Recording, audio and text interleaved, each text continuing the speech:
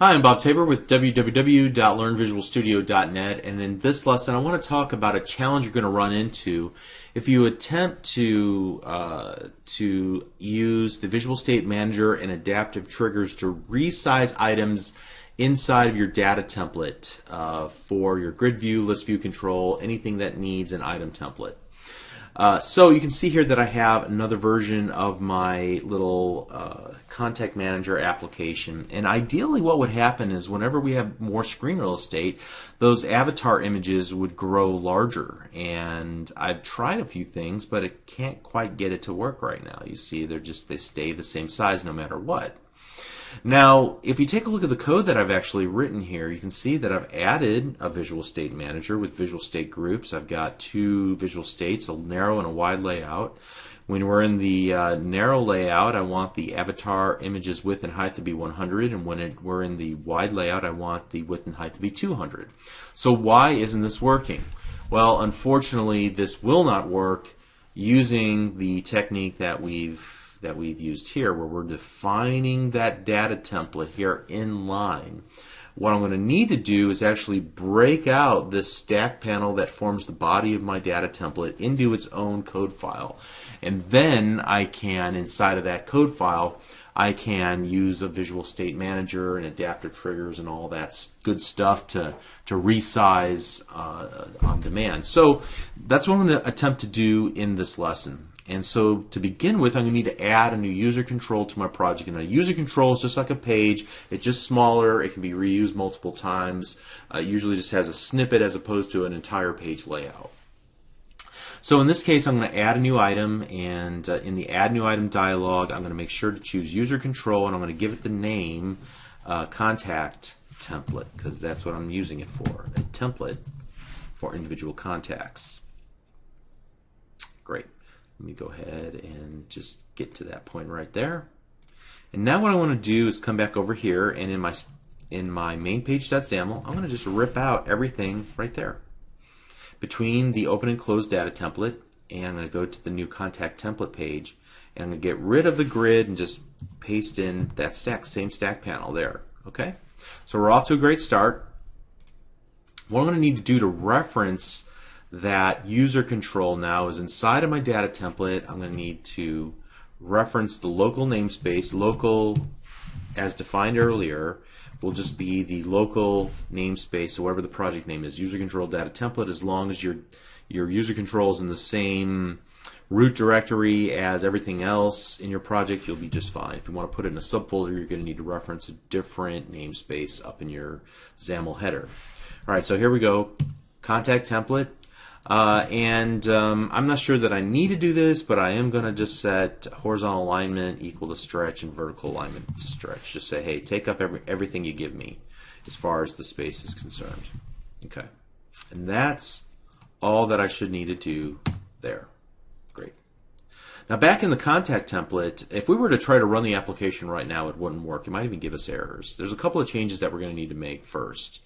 First of all, let's try to get this all running, and then we'll come back and add the Visual State Manager and the different adaptive triggers.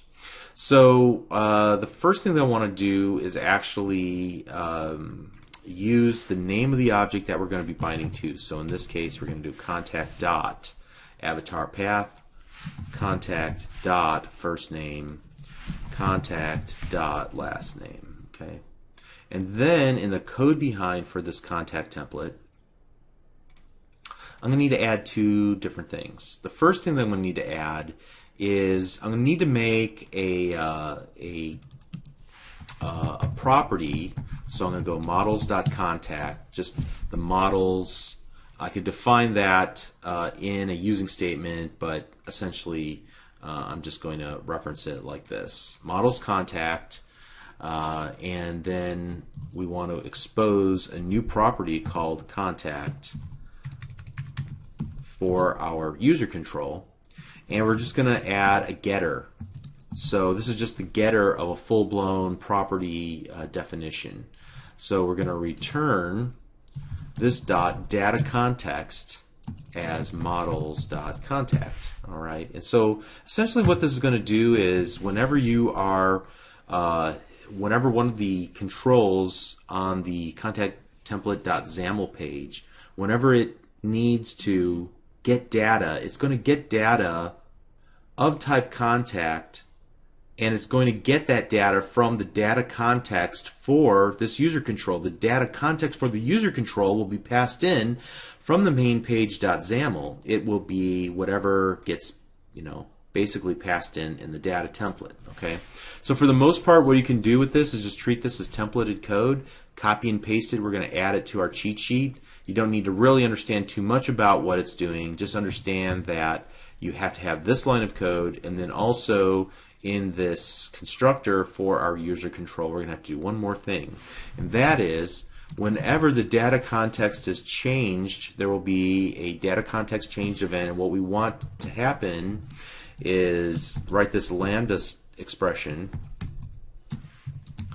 that will call the bindings.update. Now this update is actually being generated for us again inside, because we use the xbind statement like we talked about previously. This will essentially say, hey, go off and update the data that you're being bound to. All right. Again, this can be treated as boilerplate code as well. We're going to add it to our cheat sheet. You don't have to understand too much about how it works in order to use it. I think that's the key idea here.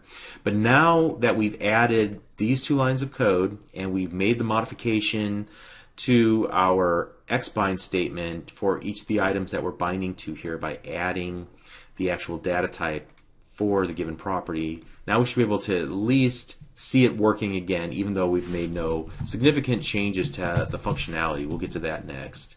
Okay, so it still works.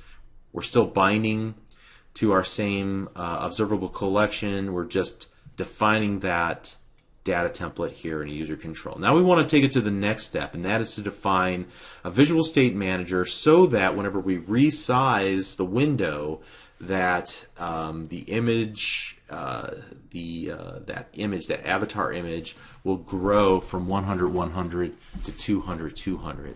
And so I'm just going to actually paste in a bunch of code here. It's pretty much the same code that we had that well, let me look here. Yeah, let me just actually do this. I'll just grab it from here. Grab all that.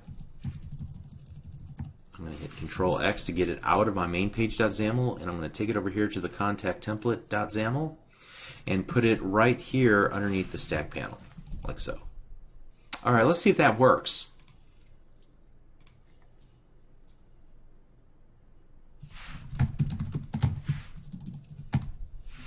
All right, so this should be pretty small. What happens when we make it larger? Oh, hey, it doubled the size of our avatar icon. All right, very proud of this. So we're going to use this technique for our upcoming challenge. Whenever we want to resize the window, not only are we going to resize maybe or change the layout, but we may want to resize the actual data template for our grid view control. Since we'll be working in a larger form factor, we would want to make it possible for the fonts and the images to be larger on a larger screen. Okay, so that's all that I wanted to say about this. This addresses the issue of how do I use the Visual State Manager and adaptive triggers inside of a data template. Well, you add a user control, you make a few tiny modifications in the code behind, and then you go ahead and you add your Visual State Manager state triggers and your setters, and they'll be applied to each item in your collection. So just to prove that this works, let's go ahead and add Beth as well. And you can see she's large and now she is small. Great. Okay. So I think that's pretty much all we're going to cover in this little round, and now it's time for cheat sheet review and then move on to our next challenge. See you there. Thanks.